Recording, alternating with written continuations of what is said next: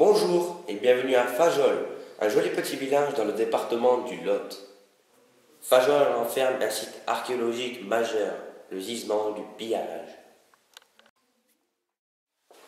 Vous savez, la préhistoire mammouth, Cro-Magnon.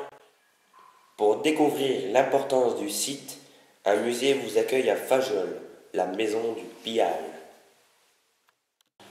Voilà, alors la maison du Piage, qu'est-ce que c'est? C'est un espace muséal qui est dédié au site archéologique du Piage, qui se situe sur la commune de Fajoles, à 4 km du bourg.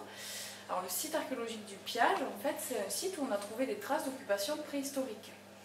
Et la particularité de ce site, c'est d'avoir deux périodes de la préhistoire.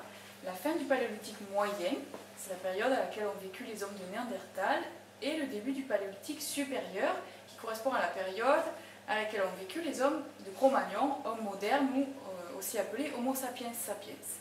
Voilà, alors c'est particulier parce que c'est assez rare d'avoir un site où on a la transition entre les derniers hommes de Néandertal et les premiers hommes modernes en Europe, puisqu'il faut savoir qu'il y a 40 000 ans environ, les hommes de Néandertal ont disparu d'Europe à l'époque où les hommes modernes sont arrivés en Europe.